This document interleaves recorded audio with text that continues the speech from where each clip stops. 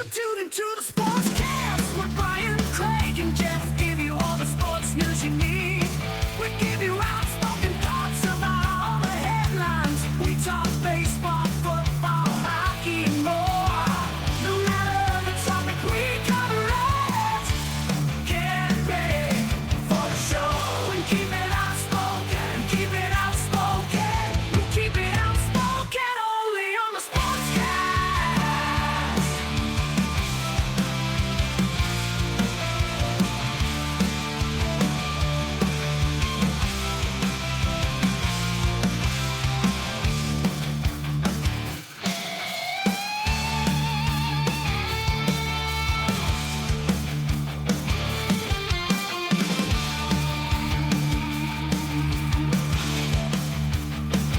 Tune into the Sportscast with Brian, Craig, and Jeff. Give you all the sports news you need.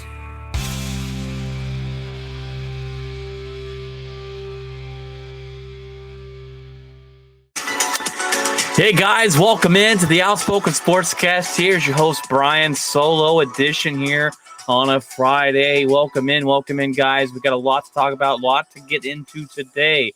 Episode 159 is at you. We get the hot take update. I'm going to talk about some hot takes I have that have already failed, so that doesn't look good. I got the top 5 games of the week headed into week 5 of the NFL. We've got your NCAA schedule for this weekend. See if there's any games that you should watch. We got your MLB playoff bracket started. And, of course, we've got the headlines of the week, guys. It's on the other side of this.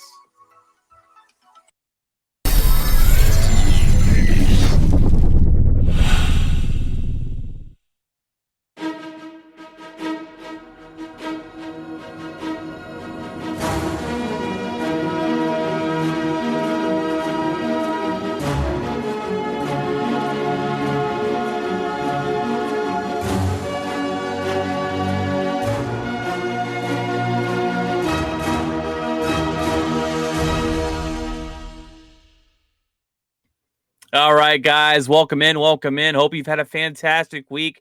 It is Friday. It's payday. It's a great day when that check hits the account. I don't know about you, but that's how I feel. Always a good day when it's Friday. I do work on Saturdays, but I got a short Saturday route, and we'll be home. I got some things planned, but that'll come later on in my what's in my locker at the end of the show, so you can come find out what I got looking into this weekend. I've got a lot to talk about, guys. We've got a lot of stuff going on. It's a perfect time of year.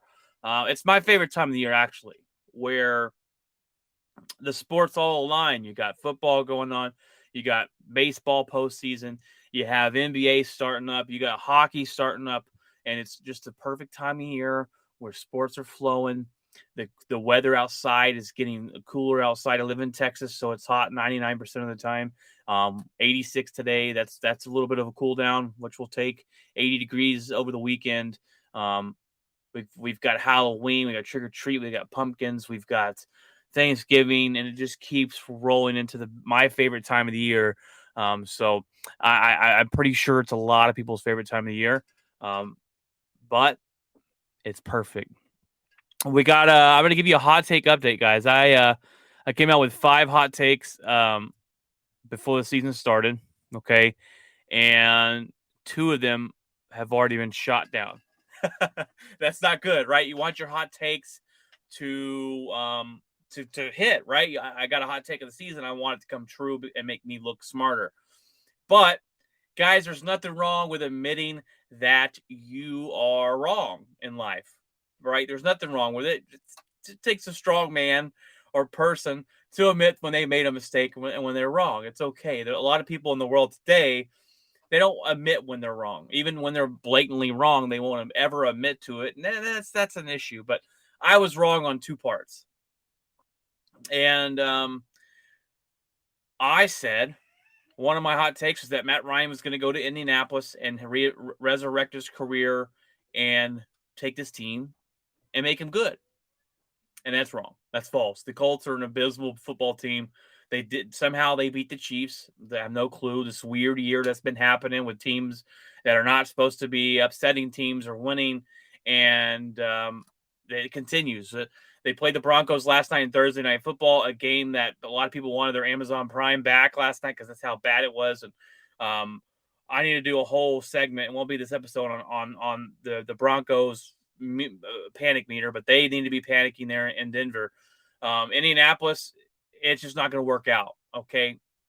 Matt Ryan doesn't look very good. He had one really good game this year, but other than that, he's been really bad. And I figured a guy that came from Atlanta that had no weapons in Atlanta, or they were kind of in the middle of a rebuild. And Atlanta, to me, had held on to their star players way too long to try and win a Super Bowl. And they didn't know when to let go. And they all let them all go pretty late. And he had pretty good stats last year in Atlanta. So I said he's going to come to a team that has a better offensive line, the best or one of the best running backs in the league, so he can do the play action pass. They can focal point the offense with the running game, and that'll help him open up the passing game. And he's a veteran quarterback. He knows how to work that, so that'll go in his benefit. And they got a good defense. Well, it's just not working out. Okay, and there is no resurrection of Matt Ryan's career. He is washed. He is done. He's got a noodle arm. Indy is not looking good. After the season, it's fire the head coach. It's break it down and build it back up. I feel bad for the Indianapolis Colts because they had their star quarterback walk out on them a couple years ago in Andrew Luck, and they've been just looking to get by since then. And I feel that's just a terrible feeling. I feel bad for Indianapolis and their fan base to have their quarterback do that. They had their franchise quarterback, and he said, "You know what? I'm going to retire right before the season starts," and that's a bad look on on Andrew Luck, big time. And they've been just trying to fill in the quarterback position with veteran quarterbacks. They had Brissett there, didn't work out. They brought in Phillip Rivers, didn't work out. They brought in Carson Wentz, didn't work out.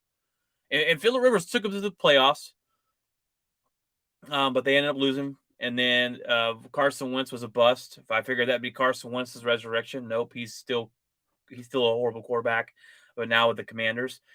And Matt Ryan comes here and just looking at the numbers last year, I said, well, look, he put up decent numbers with Atlanta, and they weren't a good football team. So he's coming in with a little more talent on the running back position, the offensive line, the defense. I figured they turn it around, and this is not going to happen. Now, I say it's not going to happen. They still could make the playoffs. They could win that division. The division is garbage. The Titans are garbage.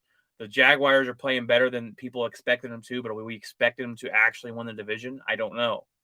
They could. I could see a way that they do, but I don't expect that to happen. So the Colts are still in it as far as maybe the playoffs and that division victory, but they're obviously not going to make a wild card spot.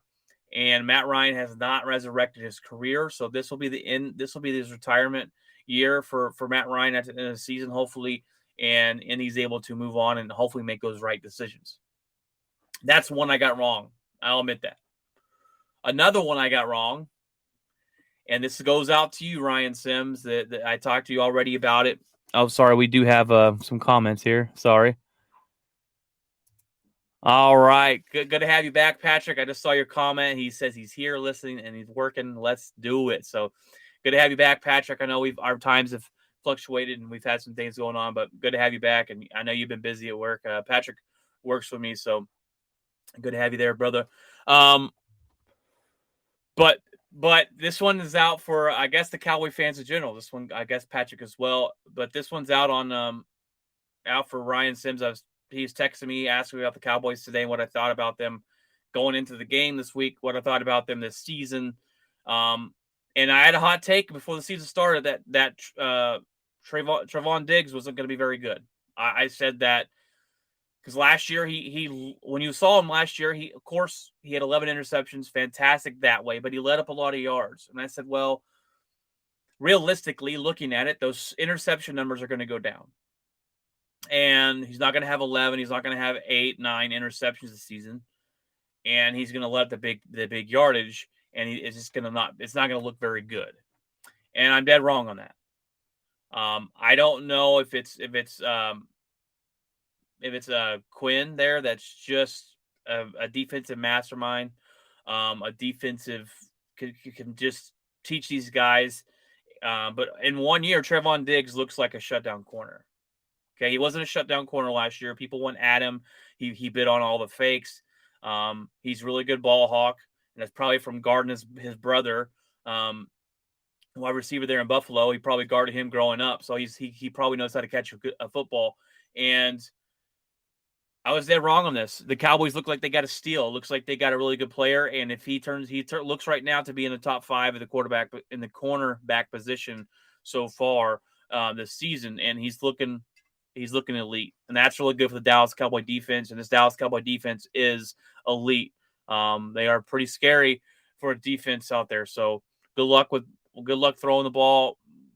Protect your quarterbacks. They get to the quarterback at a high rate. Micah Parsons is just an absolute machine.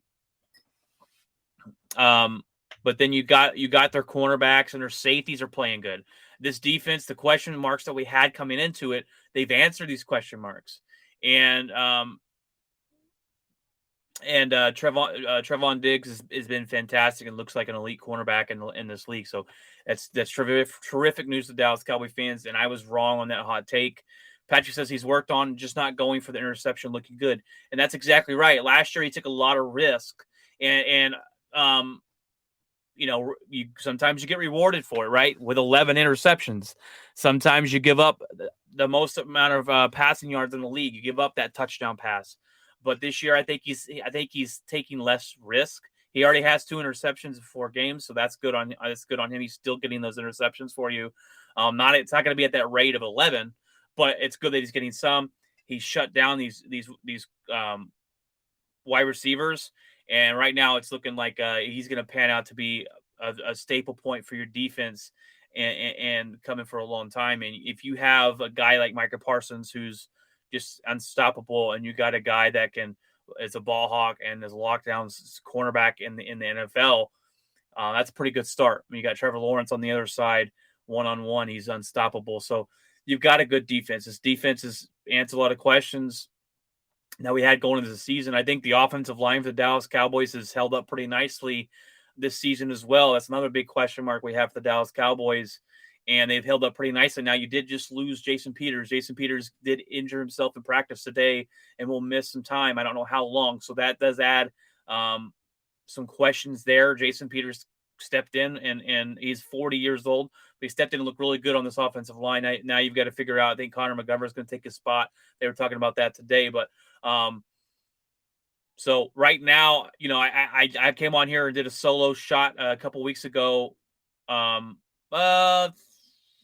weeks ago when Dak Prescott went down.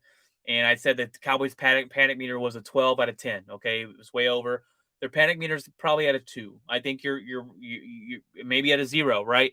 You guys have won games you shouldn't have won that you didn't think you were going to win. Let me say that you didn't think you were going to win those games because of losing Dak Prescott. We've got to give some credit to McCarthy, even though I don't like to say that. Right now, he's looking like coach of the year. Who loses their starting quarterback and still is in the still's 3-1 and winning games. Yeah, Patrick, it popped up. I looked at it about an hour or two ago that I heard that news that Peters is out. So I don't think his season ending or anything like that, but I'm not sure how many games, but he will miss against the Rams, and that's just not a good sign right there against that defensive front from the Rams you got to face. But the biggest question I think right now going in for the rest of the season is how Dak Prescott's going to look. We saw him game 1. He looked really, really bad. It's probably one of the worst games I've seen him play. Now he was playing Tampa Bay. So your hope is that he can come in and have the same production, at least the same production. He should have a lot more production than what Cooper Rush has been giving you. And I think he will. I think they've got to simplify. It seems like they've simplified the offense a little bit for Cooper Rush, and that's maybe why CeeDee Lamb's getting open and CeeDee Lamb's getting all these touches. And he's looked really good. Game 1, he looked really bad. He's looked like that number 1 wide receiver you need him to be. So there's a lot of question marks that the Cowboys have answered in the first 4 weeks of the season. You just gotta wonder about Dak Prescott when he comes back, chemistry with the team. But Dak Prescott's better than Cooper Rush, so you would think that adding him back in would just give this offense a boost, and you would be just better off with Dak Prescott and still win games. And this defense is going to keep you in any game the way they're playing, so that can take you a long way. But those are two hot takes that I missed on, and I just wanted to give you an update on that. And I told Ryan I was going to do that this episode tonight, or today. I started a little earlier, but Patrick says, just don't think Dak is the guy. Plays bad against good teams with a lot of garbage stats. You know that. I mean, I'm not going to argue you on that. Like, to me, Dak is a good quarterback. Does he beat good teams? Does he? I don't think so. Like, his record's not that great when they play really good football teams, but Aaron Rodgers' record playing very good football teams is not very good either. Dak does get a lot of garbage time stats a lot of the time, and last year their offense, they led the league in offense.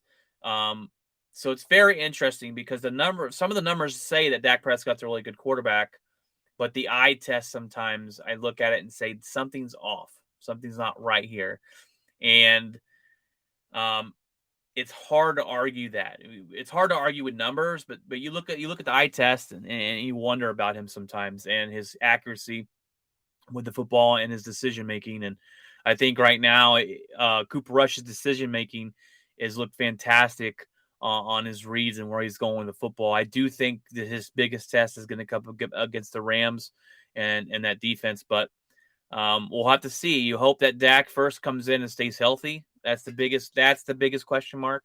And then number two is you don't want the chemistry to be lost with Lamb, and if Cooper Kupp can come in and get Lamb going, and Dak Prescott can't, then that's an issue, a big time issue that you've got to wonder what's going on there. But I don't know. Just going off, we've only seen him one game this season, right, and it didn't look very good. So we're going to move into the top 5 games of the week, and we have some pretty good games going on this week.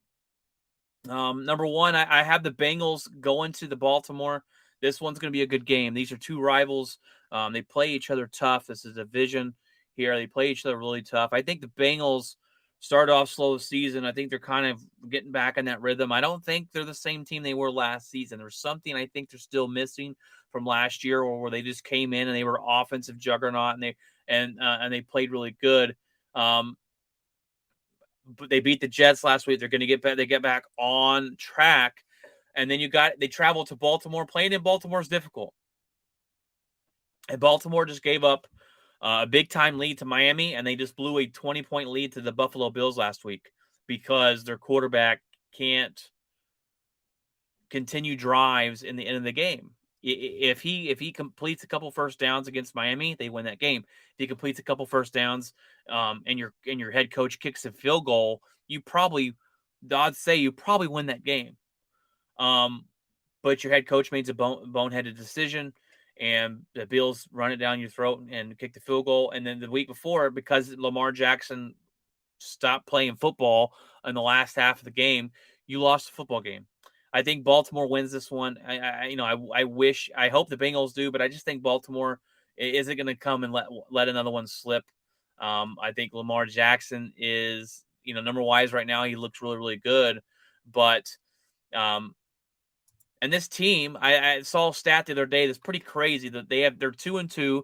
Their 2 games that they lost, they only lost the lead for 14 seconds combined in both those games. So they led all game except for 14 seconds in their 2 losses. So they're 14 seconds away from being 4-0 or 3-1, but they're 2-2, and I just don't think they're going to let this one slip. Second game of the week, I got the Eagles, still the only undefeated team in the league, going to Arizona, and I penciled the Eagles down for the first loss of the season. I think the Eagles lose this one. I think this is their hardest test so far in the NFL season. They do have a pretty easy schedule. It does get more difficult during the end of the year, which bodes well for the Cowboys if if they're fighting for that number one spot. And the Eagles' schedule is harder at the end of the year. Maybe Cowboys can sneak out and beat them out for it, and the Cowboys are still definitely they're only one game back. But I got the Cardinals winning this one. I think they're going to be able to get to Hurts. They're going to be able to get to Hurts and fluster him. And to me, the Eagles, they've played great football. They played well. They've played easy teams. Okay. And I know I don't like to take away from them just because the schedule, right? They don't pick their schedule. So I don't like to sit here and go, that they just played easy teams, but they've got the job done and won those games. 4-0. They came back against Jacksonville last week when that looked like they're going to be their first loss. And he did look bad last week, as Austin points that out. I think they are overhyped as well, Austin. I'm not buying into the hype as much. They do look better. Don't get me wrong. They look better than last year, and I thought this offense is going to look the best. This defense looks pretty good. They're getting to the quarterback on a regular basis. They sacked Carson Wentz 9 times, I believe it was, some crazy number like that. So when the Cowboys play the Eagles, it's going to be a battle of the defenses, and I think that's going to be a good matchup. But I just think Arizona's got the firepower to beat them. Arizona needs a win desperately to stay in that, to keep up with that division they're in. And I do think the Eagles are overhyped a little bit. And what I see from watching them is obviously adding A.J. Brown to this offense helps their quarterback and Hurts. It helps out this offense a lot. I really like the pickup. He's an absolute beast. This offense to me reminds me of, it's like a college offense in the way where they run the ball. It's a lot of RPOs and it's a lot of Hurts running. And when you can shut him down running and force him to throw with his arm, can he still beat you? And that is the question mark I've had for Hurts. That's the question mark I got for Lamar Jackson. And I just think this is the game they lose. And I think the coach has done a fantastic job there. The drafts they've had is fantastic. Their owner is one of the best in the NFL at getting value and getting picks and making trades. And I think their future looks very bright. But I'm not buying the hype yet because I haven't seen it. We haven't seen the consistency of winning. And this team was not very good last year. And now they're the only undefeated team in the league. You got to give them some props there. You got to give the head coach some props there. But I'm not buying into the hype just yet. So I'm with you there, Patrick, definitely. Number 3, you got Dallas traveling to the Rams. It'll be a home game for Dallas. That Rams coach even came out and said, we're going to be practicing silent counts in our own home stadium because of the Cowboy fans that are out there. And that's absolutely ridiculous that your home team and your home stadium can't get their fans to come out there. So that's insane to me. So we saw it a couple years ago when you played there that the Cowboy fans do show up, and it's basically a home game for Dallas. So I actually have the Rams winning this one. This one's a tough one. If I had to put a percentage on it, it's 51 to 49 Rams. It's a coin flip for me. I look, the Rams look bad on Monday night against the 49ers. They look terrible. Their offense can't get anything going, and that defense ran all over them. So I could easily say, well, the Cowboys defense is going to run all over them. The Cowboys defense is going to run all over them, and if Cooper Rush does what he's been doing, then they should win this game. I could see that, right? I could see that definitely. But this is going to be Cooper Rush's toughest matchup. And you got the front line. You got Aaron Donald to deal with. You got Jalen Ramsey in the backfield there on the defensive backfield. And I think Jalen Ramsey has kind of been I'm not saying he's not good, but I think some of that charm has come off of him being the best cornerback in the league. And he's still good. He still can make you pay. But I just think this defense is going to give Cooper Rush some problems. Um, and I think that they have the firepower to cover CeeDee Lamb and force others to beat you.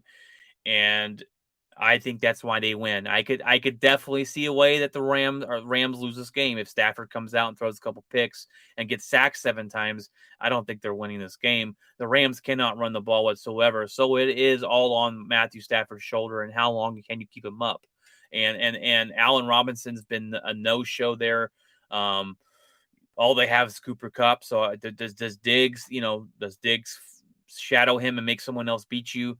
I'm not sure how they're going to play it defensively, but they've got to somewhat protect this quarterback and Matthew Stafford if they want to win this game. But I think they're going to get the job done. It's going to be a close game, a low-scoring game, probably 23-17, 23-20 type of game.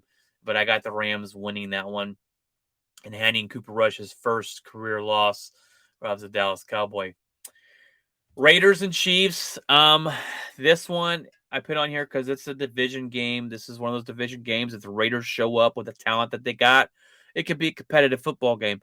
I do pick the Chiefs to win this one, and I do think they win it pretty easily. And maybe their coach is one and done there with Las Vegas because this team just looks bad. They're not playing to their potential. This coach is supposed to be an offensive mastermind, and their offense has been abysmal. You got problems there in Vegas. Patrick says, no, sir, 5-0 for Rush. Hey, look, like I said, it could go that way.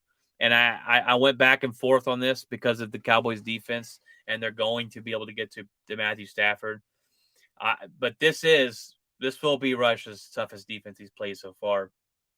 And I think if they can get the running game going, that'll take a lot of pressure off of Rush and allow him to make those smart decisions. He's been really smart with the football.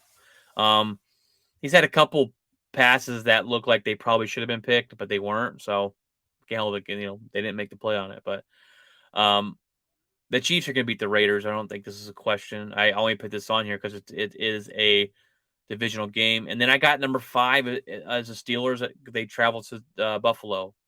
And Buffalo is going to win this game, I think. But the Buffalo's defense is really good. And I put this on here because this is Kenny Pickett's first start in the NFL. He played last week, stepped in for Mitchell Trubisky because Trubisky can't move the offense. They can't score any points. And adding this guy last week gave their offense some energy. And that's why I said it's Kenny Pickett time 3 weeks ago, because we know what Mitchell Trubisky is, and he's nothing. He's not a good quarterback. He is a bus driver, and bus drivers aren't going to win you games. Now, the Bills should win this game. The Steelers' defense should be pretty interesting to watch and go up against Buffalo and their high-powered offense there. But and the Bills struggled against the Ravens for the first half of the game. They came back and won that game, but they struggled up against a good defense. And the Steelers do have a good defense. I'm interested to see, though. I want to watch the Kenny Pickett show and see what he's got against. And this is what a heck of a opening game this is for him. Hey, welcome to the NFL. You've got to play the number 1 defense in the league in the Buffalo Bills. I got the Bills winning this one, but I'm really interested to see what Kenny Pickett has and a new era there in Pittsburgh. And that's great for you guys because you just knew Mitchell Trubisky wasn't doing it. And you now got you another potentially a really good quarterback there. He played great in college football, so it's going to be cool to see him grow in the NFL. But we got the NCAA schedule coming up, guys, this weekend, and there's going to be some good games. A couple weeks ago, we didn't really have any good games. Now we got some good games rolling in here. Number 8, Tennessee travels to LSU. Number 25, that should be a pretty decent game. It's going to be 11 o'clock on Saturday. And sorry, Patrick, you must be on a little bit of a delay. Patrick says, right, welcome to the league. Talking about my Kenny Pickett there. But yeah, that's one heck of a welcome to the league. But going back to the college football, sorry, Patrick, you must be on a delay. I'm not sure. If you guys are listening to the show and you want to talk to me directly on our live stream, you can do that through the YouTube channel. We do get some Facebook comments, but I cannot see them on here, unfortunately. I wish I could. But Tennessee, number 8. This is a team I don't think a lot thought they'd be at number 8 by right now. They look good. They play some tough defense. They've got a decent quarterback and some offensive weapons there, and they've got their head coach has got them playing really well. And they were ranked coming into the season, but I didn't think they'd be in the top 10. So this is really good for them. They're really looking on the upside. And then they traveled to LSU at number 25. They just lost they've just got their head coach from Brian Kelly from Notre Dame. LSU number 25. That's a little low for their standards and where they want to be. Wild things can happen in Louisiana in that stadium. This one, I don't know. I don't really pick college football games because I think it's there's a lot. Well, first of all, there's a lot of teams. It's just a lot of players to go to keep up with. But I'm kind of rooting for TCU. Not TCU. I'm always rooting for TCU, but Tennessee in this game. I kind of root for them to win. I do like LSU a little bit. I'm a TCU fan and I follow BYU, but I've kind of always liked that Louisiana voodoo. LSU going on there, but and then you guys, it's the Red River Shootout, guys. Red River Shootout. I don't think we're supposed to call it that anymore, but I don't care. Texas goes to OU and plays. They play there, and it is going to be interesting. But I think Texas wins this one. They get their quarterback back and Quentin Ewers, and Oklahoma just got absolutely mud stomped, curb stomped, dog, whatever you want to call it. They got curb stomped last week against TCU, and I don't know if they're going to recover from that. That could be their downfall. Quentin Ewers coming back for Texas. They have a really good defense, and this is the first time in a long time these two teams have played each other, and neither one of them are ranked. It's been a long time since this has happened, so that shows that these two teams have been pretty good and been ranked for a really long time. At least one of these teams going into it. But I got Texas winning this one. I just feel like Oklahoma is not as strong as they used to be. They just got dominated. I watched that last week by TCU. What an absolute beast of a game that was. Oklahoma looked lost. And you're getting Quentin Ewers back for Texas. And if Quentin Ewers was back, and if Quentin Ewers was in there the whole game for Alabama, I think Texas wins that game. And we're talking about a ranked Texas team probably in the top 10 if they continue that success with him. But he's back and healthy. This defense is playing well. I think the Texas is going to win this one. And then you got Utah number 11 versus number 18 UCLA. They're traveling there to California to Utah to play them. And sorry if I don't take sips every now and then of my drink, my voice goes out. So a lot of talking here. Utah's interesting. They were really high hype this season. They were number 8 or 9 headed into this year. They're number 11. They have some talent. I'm just not a big believer in them. They travel to number 18 UCLA, who've been playing really well as of late. Who's their coach? I got to look up their coach. He used to be the coach for the Eagles. He came in for the Eagles. He used to Chip Kelly. There we go. Chip Kelly was really good in with Oregon. Went to the Eagles. Was really bad in the NFL, and then went there and really hasn't done too much there. But this season, they look to be on track. And UCLA at number 18, that should be a really good game as well. Then number 16, ranked BYU, baby. They go and travel to Notre Dame. Notre Dame is not ranked. They lost their quarterback at the beginning of the year. The other quarterback came in and peed down his leg. If you want to see what a quarterback looks like when he literally pees down his leg, you need to go watch him play. It was two weeks ago, and he looked scared, deer in the headlights, peeing down his leg. They ended up winning that game barely, but it was 3 and out for like 7 drives straight. It was bad. bad. Just couldn't make a throw, throwing the ball onto the ground, couldn't catch a snap.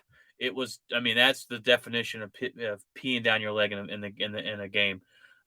This one I just put on there because it is, you know, you got BYU who's been playing pretty good. They got some good wide receivers. Their quarterback looks pretty good against Notre Dame, who always, always on these lists of being a hyped game.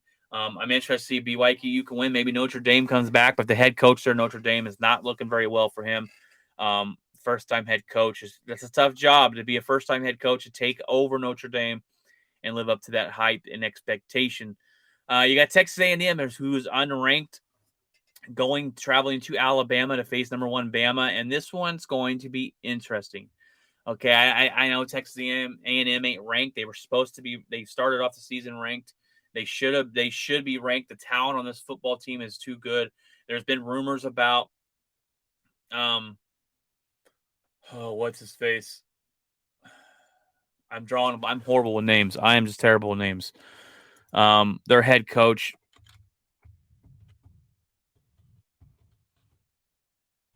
I forget his name. Jimbo Fisher. That's right. Why do they have some weird names? Jimbo. There's been rumors that Jimbo Fisher's on his way out and in some trouble. I doubt it. They gave him a big, huge contract. He just had the number 1 recruiting class out of anybody else. You got to give these guys time to develop. I believe their quarterback got hurt as well. And if they do, they got to buy him out at like $95 million. It's something insane number like that. They're not giving that money away just to get him out. But this one's going to be interesting because these two head coaches hate each other. There's been back and forth, and that's why I put this game on here, because usually Alabama blows away whoever they're playing, especially if they're unranked. But this game, they might come, Texas A&M might come to play, and they might come and maybe upset them. I doubt it. I seriously doubt it. But any given Sunday, any given Saturday, the saying, anything can happen, especially in college football. I just think Bama takes care of business at home, and they get the last laugh on Jimbo Fisher and winning this game, and I think they probably win big.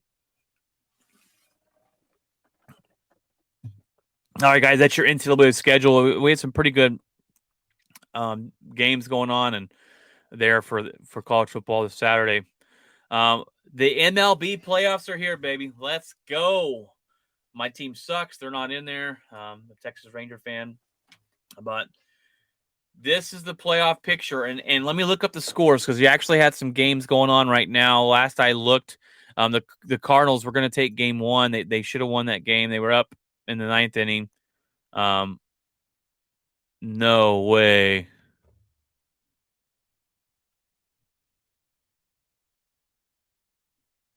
Oh, sorry. I'm just in shock. The Cardinals were up when I started this podcast in the top of the 9th, 3-1. And now they lost. They lost 6-3.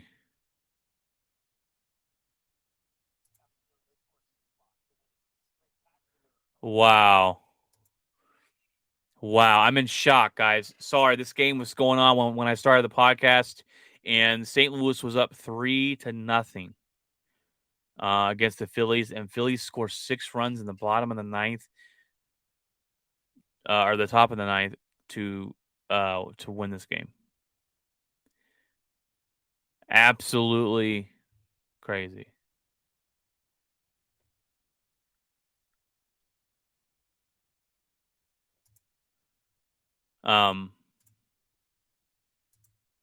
Absolute crazy. Wow. So Phillies take game 1 there, the best of 3 series of St. Louis. I figured St. Louis would win that one, and they still can. It's just now an uphill battle. You got the Guardians took over game 1. They won 2-1 over the Tampa Bay Rays, which is also another one that I figured the Tampa Bay Rays would win that one, but they went up 2-1. Mariners surprisingly leading the Blue Jays right now 4-0 in the bottom of the 5th. And these first matchups are only best 2 out of 3, so it's just the first who wins 2. So if you lose game 1, it puts you in a bind to try to get back, and winning back-to-back playoff games is very difficult. Blue Jays are probably the 3rd best team roster wise in American League, and they're losing 4-0 to the young Seattle Mariner group, who Seattle Mariners have not been into the playoffs since 2000. So they're breaking a 22-year drought there, and that, wow, it's crazy. Oh, Patrick, you and me both, says he wishes the Rangers weren't garbage. You and me both, and um, it made it hard for me to follow baseball this year, man. And when my team's that bad, it's just hard to follow and try to watch. And you expected them to be watchable. That was my one thing for the Rangers going into this last season, was be watchable, right? Be watchable. And they just weren't. They spent a lot of money. They spent $500 million going into the offseason, and they've got some good guys. And it was nice to see the young guys they brought in. Young to play third base. His first hit was a home run. Welcome to the big leagues. They've got the pitchers. They just fired a bunch of pitching staff coaches, which is great news for us. We're looking to develop these young. There's some young talent on the team, and I think our future is headed in the right direction. But they were bad this year, and it's just hard to watch baseball when they're that bad. The Mets and Padres start their series tonight, and that game, the Mets had the biggest lead, and they ended up choking it away again to Atlanta. And now they get the Padres, who are a really good baseball team, to try to win the best 2 out of 3 to go into that. I'm actually absolutely shocked that the Phillies put a 6-hole spot up to beat the Cardinals. That was a crazy game one for them. It's hard to recover from too. They got to come back in a couple of days. Maybe I don't think they play tomorrow, but the day's rest and scratch off giving up a 3-run lead to lose that first game. So you got St. Louis and Phillies that just went over. You got the Mets and San Diego playing tonight. The Mariners are up on Toronto, and then Tampa Bay lost to game 1 to the Guardians, and Houston took the number 1 spot in the American League. Unfortunately, I can't stand that team. And you got the Yankees there at number 2, so they'll take the winner of the higher seed that wins, and then it's going to be interesting. Now, the Dodgers are the best team in baseball. They won 109 games or something like that. It's an asinine amount of wins for them, and I'm really interested to see who's going to win this year. You're probably looking at Houston, LA. In the championship. That's going to be my guess. I would like to see Atlanta go again. I really like what Atlanta's done with this team, this organization. They know how to win. They've been there before. I think it comes down between Atlanta and LA to go to the championship, and it probably comes down between New York and Houston to go to the championship, and you got a rematch. And Houston's a really good built baseball team, and the New York Yankees are as well. So you'll have Aaron Judge there trying to get this team to the championship, and what a year he's had. And we'll get into him in the headlines here and a little bit of him hitting number 62 and how we feel about that, because I'm really interested to see how you guys feel. But that's your playoff brackets. We'll keep you updated through the week of that and who's going to continue on. Let's see. We can speak. Okay, we'll go into it right now. We're going to go into the headlines of the week, and there's not a whole lot of headlines of the week, but it'll be right after this, guys.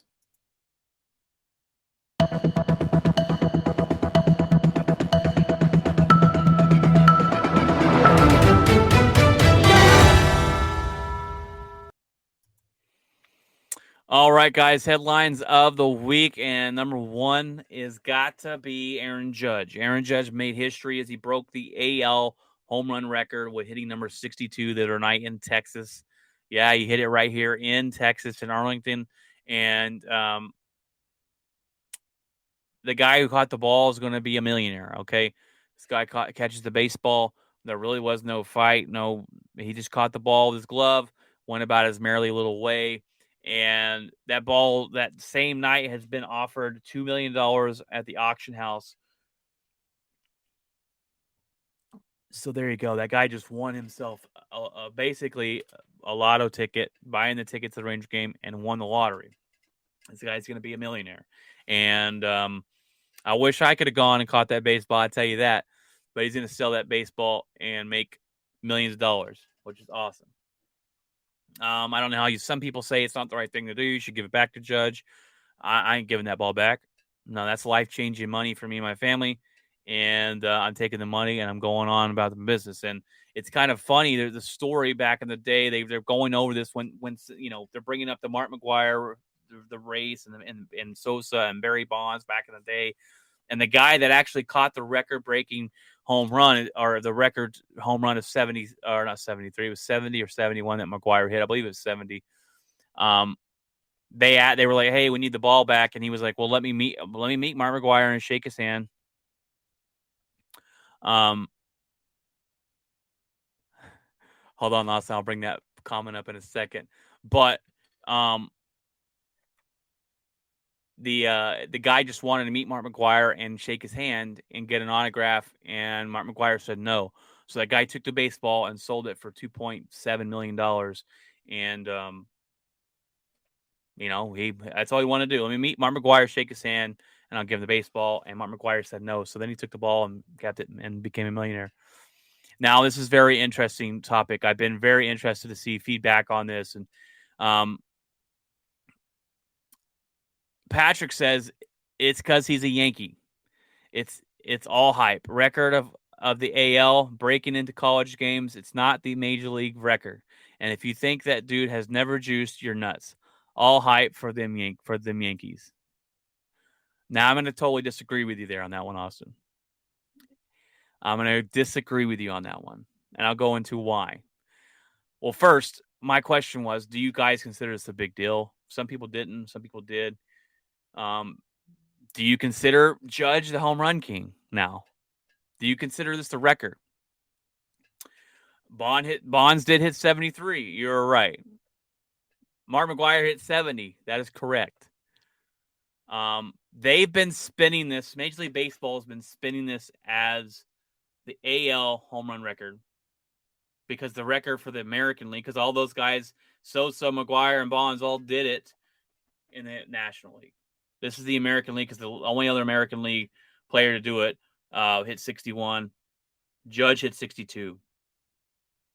Now, I don't consider Barry Bonds to be the home run king. I don't. He cheated. Mark McGuire cheated. Mark McGuire owned it, though. Mark McGuire admitted to taking steroids. Barry Bonds didn't. Barry Bonds took steroids. We can't even begin to have this conversation if you don't think Barry Bonds took steroids. I don't care if he didn't get caught, but he took steroids. This guy's hat size grew in his late 30s. His shoe size grew in his 30s. Your shoe size and your hat size do not keep growing. You do not, unless you're taking some type of steroid to do so. And that's factual information. Now, I'm not going to sit here and say you don't have to have talent. The hardest thing to do in sports is hit a baseball. It's the hardest thing to do in sports, period. It takes talent to do so. Was Barry Bonds very talented at what he did? Yes. But taking steroids makes you stronger. Taking steroids makes you stronger. It gives you more power. More power, stronger means faster bat speed through the strike zone, which means you're allowed to hit balls further out of the ballpark. Bro, Judge ain't little. Come on. I know Judge ain't little. Judge is actually like 6'8". He's a huge human being.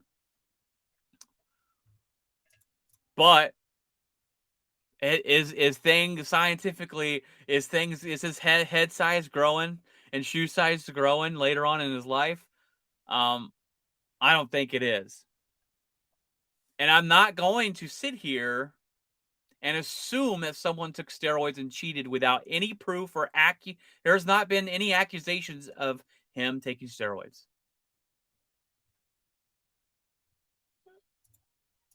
There's no accusations or proof that Aaron Judge has took steroids. Babe Ruth is the home run king. He could do it while drinking a beer and smoking a cigar. There's no pouch in Judge's couch. Stop it. Oh man. No, but I do not think I'm going to crown Aaron Judge because, as far as we know, he did it cleanly. And if you break a record, now it may not be 73, but he broke the American leagues. And baseball has this weird way of splitting American League and National League up. They have an American League Coach of the Year and a National League Coach of the Year. It's not just Coach of the Year. It's in the American League and the National League.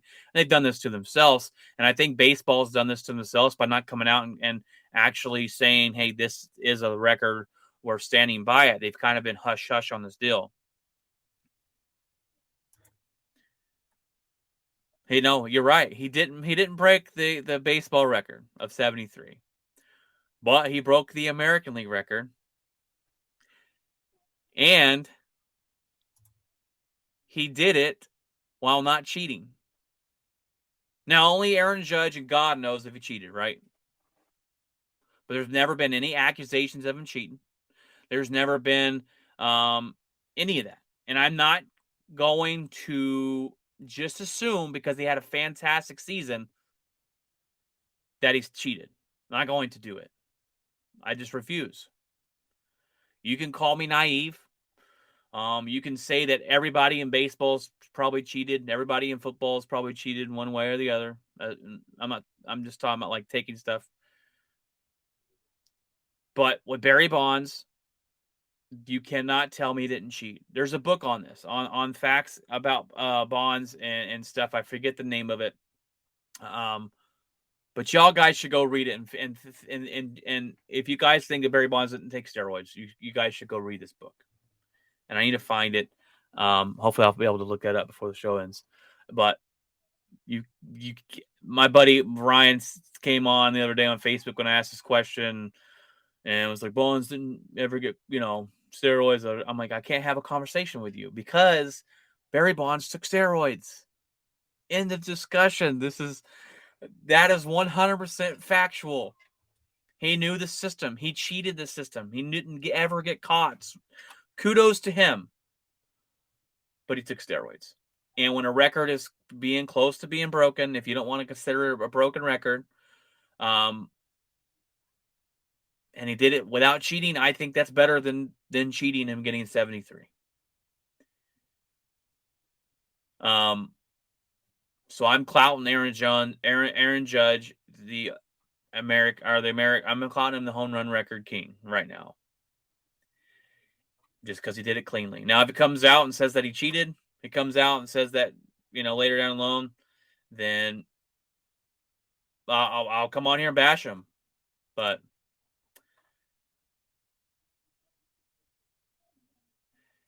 yeah, Patrick says, just look at Bond's early years. He was a twig when he entered the league. He definitely was a twig. And then he goes and he bulks up and takes steroids and he hits the ball out of the yard. And it was fun to watch. Mark McGwire was fun to watch. Sammy Sosa was fun to watch. And I grew up with that, with watching these guys chasing the record.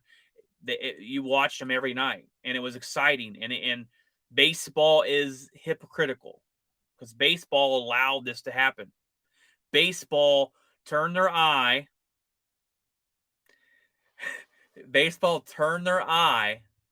on steroid use, and because that home run chase resurrected baseball. It did, period. I mean, it brought eyes from everybody around to watch these guys hit home runs. It brought people to ballparks. It brought people to ballparks hours earlier just to watch these guys hit batting practice, to catch a ball from one of these guys. It brought back the sport, and baseball turned a blind eye to it because it knew how much money it was going to make them, how much people coming back to the sport. And then the government said, well, actually, so baseball, I just found this out the other day, too. Steroids have always been illegal in baseball, but back in the day, through the Players Association, baseball was not allowed to test for them during a certain time. They weren't allowed to test for them back in the day. So these guys could be taking it, and there's no way to test for these guys to see if they took steroids in the Mark McGuire era. And so Mark McGuire's argument was, well, these were legal when I did this. This was legal what I was taking. They weren't legal. They just had no way of testing you because the Players Association struck a deal that said you cannot test for steroids. The government actually stepped in and said you cannot allow guys, you have to test for steroids. You cannot allow guys to be on steroids. And so then they started testing, and that's when Mark McGuire basically got found out, and then they kind of looked down upon it. And it's like, wait, but you guys knew this was going on, profited off of it big time, got eyes in the seats of baseball games, and now you're being a little hypocrite about it. And I think that is the black cloud on baseball from back in the day. But I loved watching it growing up.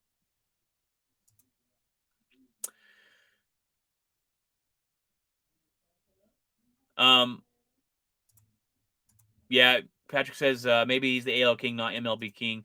Yeah, that's why they did this, breaking into college for the AL record, trying to hype it and because it's the Yankees. Would it be breaking games if it was the worst team in baseball?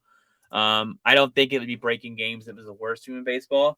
Maybe if it was obviously the Yankees, they did it for the Yankees. The Boston, I believe someone like a staple point for them, maybe the Cubs. Cubs are a bad baseball team, but I think if it was on the Cubs because of the history, they probably would have. If it was on the Texas Rangers, I don't think they do. If it was on, if it was on the Dodgers, they're breaking in. I think if it was a historical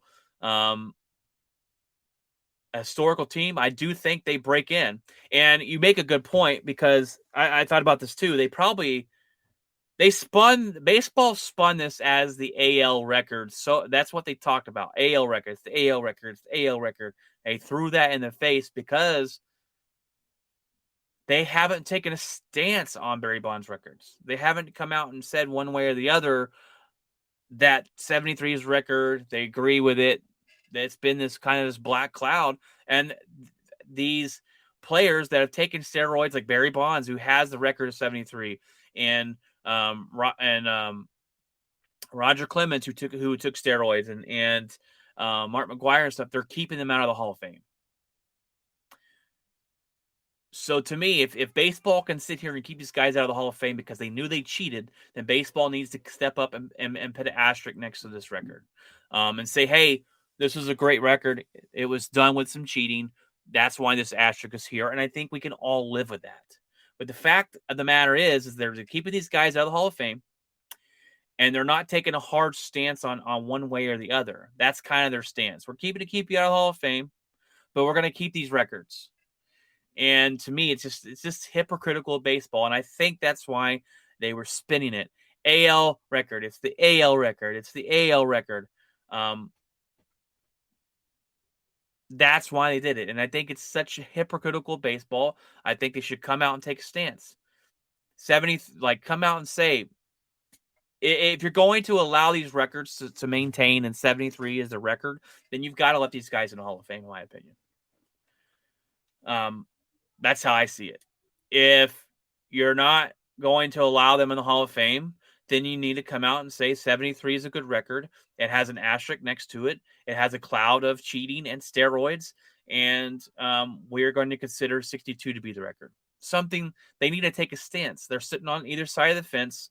They're congratulating Aaron Judge for 62 in the AL record, and they're not allowing the steroid guys in the Hall of Fame.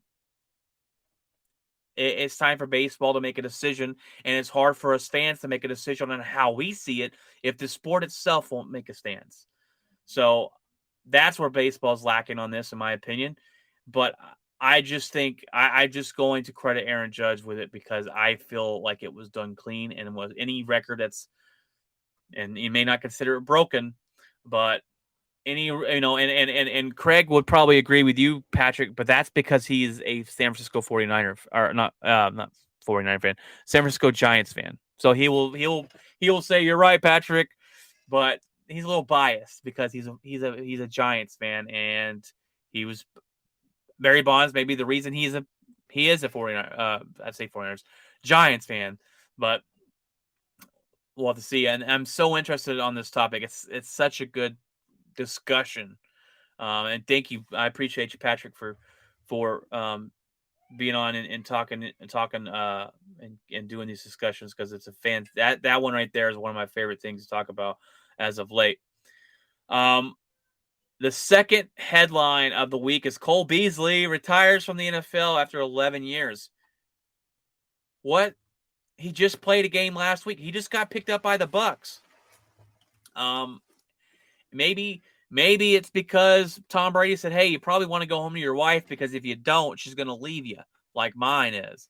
I don't know, but what I get from this is they picked him up for one game. He caught like 2 or 3 passes because their roster was injured and filled with holes at the wide receiver group. Now they're all back, and Cole Beasley ain't going to touch the field. That receiving group is great, and Cole Beasley wouldn't have got any time, and he said, "Screw it, I'm just going to go home. I'm going to retire from the NFL." And that was it. He was a good slot receiver. He had some good years. I'll take him in Green Bay right now. We need some wide receiver help. But I think right now, I think he's kind of being not, I wouldn't say blackball, but a lot of people are kind of staying away because of his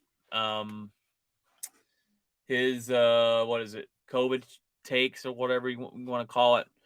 But he kind of annoys me because when he left Dallas, that's all he talked about was the Cowboys. I'm like, bro, let it go, would you? Just let it go. Let it go. Stop talking about the Dallas Cowboys. You seem a little butthurt. He's like the ex-girlfriend that leaves and won't just leave it alone. But he was a decent slot wide receiver, and we played him in high school football. He was the quarterback for Little Elm, so that's always pretty interesting. Draymond Green in practice punches Poole. Poole was really good for this team last year, but Draymond Green punched him in the face. They had a fight. Draymond Green got in his face, and he punched Poole, and it's not cool. Not cool at all. That happens. Their fights happen in teams. You have really competitive football and baseball and basketball players, and then things get heated, and you say something you shouldn't, and things happen. The team didn't really care for it, and I can't really stand Draymond Green. I can't. I don't like him. I think he's a punk.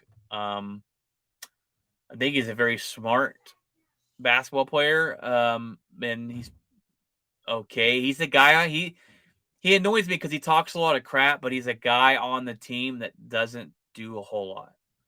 Like, I think they have success without him. They have the championships without him because he doesn't do a lot. He plays really good defense, but he talks a lot of crap for a guy that doesn't do a whole lot. And I just think that's annoying and arrogant. But they had a fight. It'll wash over, and this won't be a thing. He'll be suspended. He'll be slapped on the wrist by the team. The punishment is coming. But I think there's going to come a point in time where they go, look, you don't really do a whole lot for us, and you cause a lot of problems with your mouth, and it's not going to be worth it anymore to keep you here in Golden State. So I don't know, a couple more of these. There's been stories about him going after different players, going after his own head coach when he had surgery. I found that out today and was like, man, this guy's a head case. So watch out for that. But those are your headlines of the week. That was so redneckish. Those are headlines of the week. I covered a lot going in. We've got the hockey not playoffs. We got the hockey preseason going. We've got NBA preseason going. Dallas Mavericks play tonight. I believe they won their game the other night, but it's preseason. It doesn't really matter. I'm excited to see Luka back in action with the Dallas Mavericks, and also the Dallas Stars going to start up soon. They did sign their player. I forget his name. Craig was going off on it last episode about this guy and why they haven't signed him, and I'm really glad that the Stars decided to sign this guy. He is their leading scorer, and what's his face is Robertson signed him to a 4-year, $31 million deal, averaging about $7 million a year. So that's fantastic for the Dallas Stars and their future. And I feel like the Stars are gonna have a pretty good year. Um, I just feel it. There's something I feel in the air here in Dallas. But their head coach, I'm interested to see what he can do coming from the teams he has. And he came in and took the Knights to the championship year one from so hoping he can come in here year one and get us to fight for him. There's a lot of mixed reactions on the head coach hire, but I'm excited to see him and see what he can do. And I'm excited for hockey. And I haven't really been a big hockey fan. I was as a kid growing up, but I fell out of it, and I really got back into it last year in the playoffs. I said I'm going to turn on some hockey playoffs, and I was hooked. I've always been a Dallas Stars fan, growing up with Madonna and Zuboff and um, Brett Hull and all of them. So I'm still a Dallas Stars fan. I need to get a sweater. What they call them. I'm hoping to go to a couple games with my brother this year, at least one, and maybe maybe me and Craig will go as well and go see him, because if you've never been to a hockey game, go. It'll get you to be a fan after one game. It seems like a playoff atmosphere all the time. It's really really fun.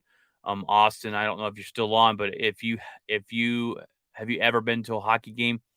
Because I'm telling you, if you go to watch a sport, like some sports are better to watch in person, some sports are better to watch at home on the TV.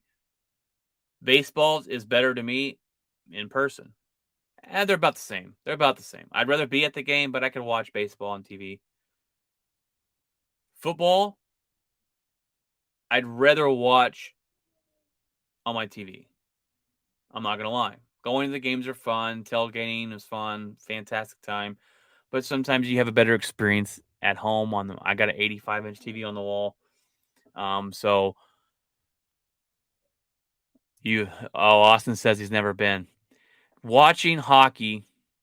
Um, Watching hockey on TV, not all that satisfying. Going to a game will change your experience. I guarantee it. Austin, we need to get you to a game this year because it is. Austin said he's never got into hockey. I'm just getting back into it. So you can jump in on with me for the ride.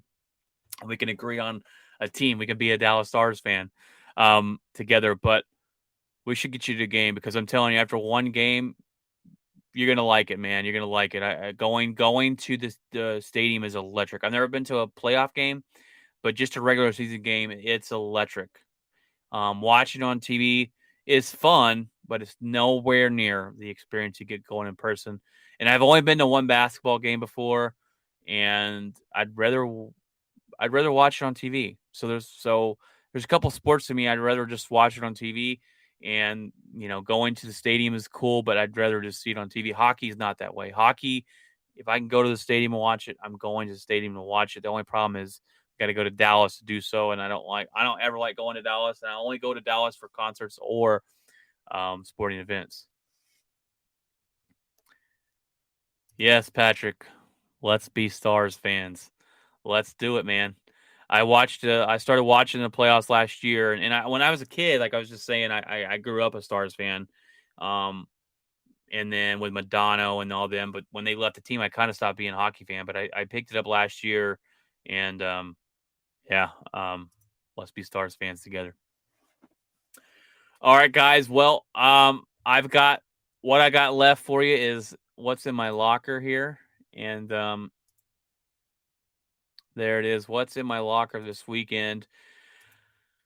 Um, well, in a couple weeks, I'll be headed to Houston for a training for my work. I'll be down there from Monday through Wednesday in a hotel at the corporate office, and we'll be doing the training program they're rolling out for the job. So that's going to be interesting and fun, kind of cool to get away and take a little paid leave to go down there and do that. So I got that coming up in and not this week, but next week. So that'll be interesting.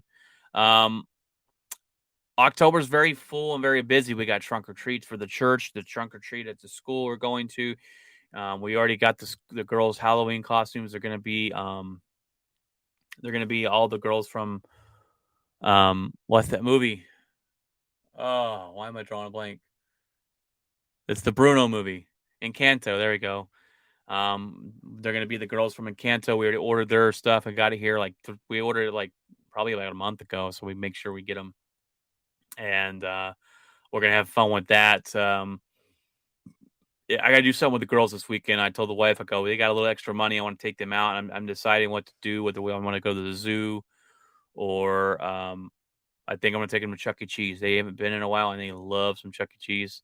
So we'll probably go to there and go to the park and just soak some time in with them. Trying to figure out stuff to do with them. There's not really any kid movies out right now. There's some alligator one. I don't know what that is, but so I'll probably take them to Chuck E. Cheese tomorrow and have a good time with them. I'm trying to think if there's anything else. We started the Dahmer show, the Jeffrey Dahmer show. It's pretty creepy right off the bat. Very weird. Um, Trying to get into that Halloween mood, right? You watch those creepy, scary movies. This is a creepy, scary show on Jeffrey Dahmer's life and what he did. But we also went on a date a couple weeks ago, or it was last weekend, and we watched Smile. And that's actually a pretty good movie. Now, when we watch these scary movies, a lot of them are not very good, right? A lot of them are they're they're just not good. No one makes a lot of good scary movies, paranormal.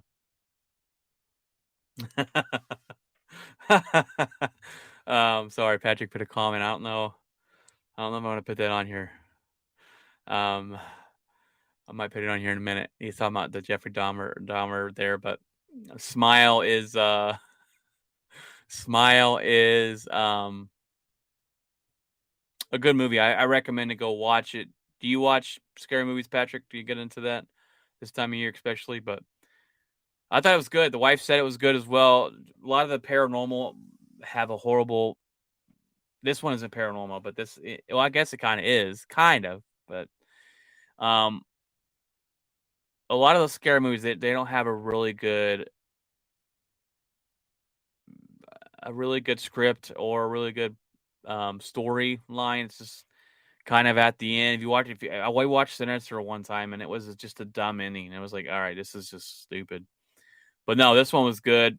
Had me jumping a couple times in the theater. It was a really good one. Patrick says yes, he loves horror flicks. Um, my wife doesn't like the gory stuff, like Saw and stuff. So it's got to be she likes the horror movies. It's got to be one that's not like just gory like that. But go watch Smile, man. Smile is actually really good, and it's pretty creepy. It'll get you scared. But we like to get into the seasons and get into the holidays, and that's one way to do it there. Yeah, if you like creepy, go watch that Dahmer. If you go watch that Dahmer documentary or story or show, it is pretty creepy. Um, yeah, and I didn't know Patrick. I didn't know that Dahmer was gay, so I don't know much about his story. Now my wife is interested in that type of like serial killer stuff and trying to like she knew about Jeffrey Dahmer, she knew about his story, and I didn't know a whole lot. I don't go to look that stuff up. She likes those kind of murder mystery things and like that. I don't know. I think a lot of women do. I don't know. It's interesting, but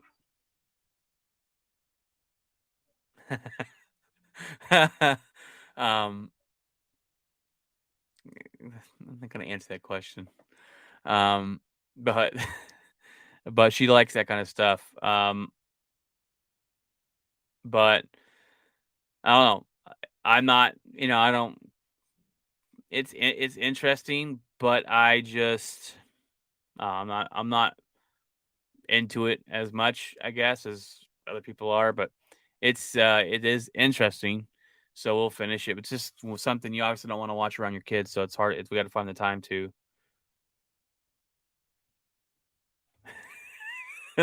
um,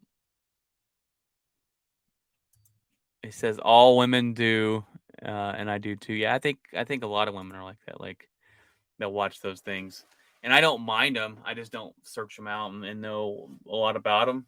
But his life was pretty messed up. They go through his childhood, and who knows if this is an exaggeration, right? but they go through his childhood, and you see how horrible his parents were, um, and all that stuff. So if you want to watch it, it's really creepy and cringy, and the things he did were insane. But we started watching that. Go watch Smile; it's really good. Um, there's a burger place that opened up called BB's Burger Shack. It's a really good burger place off Beach in Western Center. Go try that out. It's a really good burger. And there's a place if you like salads, and I do like salads. Um, it's called Salada. It's opening up on the 13th. My buddy Brandon's been telling me about it and how good it is, so I'm gonna try that out. Other than that, there's not much going on other than this weekend. Just trying to do something with my kiddos, and before I go out of town the week after, obviously gonna hopefully watch some college football this weekend, and I hopefully be able to watch my game. I don't know if it's gonna be on. Um, I'll put that up in a second, Patrick. My Packers traveled to London, and it's stupid. I hate playing in London because we start at 8:30 in the morning here or something like that, and don't know if I'll be able to watch it. But yeah, so going back to the Dahmer thing, Patrick says I think his dad was trying to bond with him and didn't realize he was creating a monster. And his dad realized he liked surgeries. I guess he realized that he liked that kind of thing, and they would go pick up dead animals on the side of the road and do like come home and cut them open, perform surgeries. It's like, well, no wonder this kid's is crazy. Like, what do you? It's like it's weird. It's some weird stuff, but definitely created a monster. All right, guys. Well, that's gonna be your episode today. I knew it was gonna be a pretty long one, just going solo, an hour and 15 minutes in. I hope you guys have a fantastic weekend.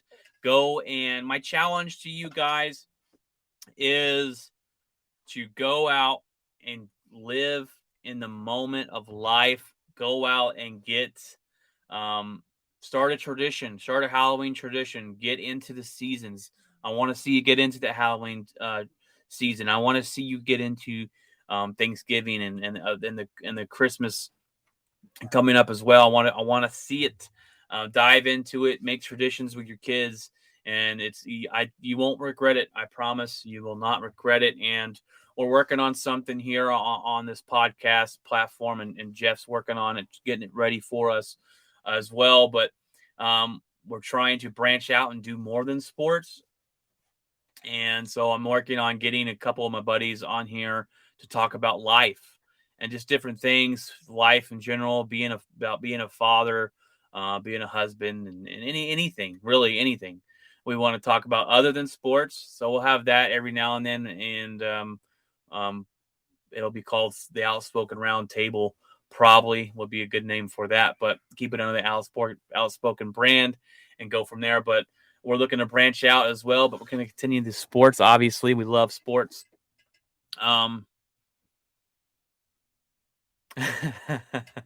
Yes, Patrick. Yes, he said he's like, my kid's going to be a doctor. Nope, he turned out to be a serial killer. And they have that in there where they tell his dad, they pull his dad in there and they're like, yeah, your son did all this stuff, and they lay it on him, and his dad's like, what? Um, it's pretty crazy. Go watch it if you like that. If you like that kind of creepy stuff, it'll about Jeffrey Dahmer. But um, that's gonna be it for this episode, guys. Have a great weekend. God bless, and remember to keep it outspoken.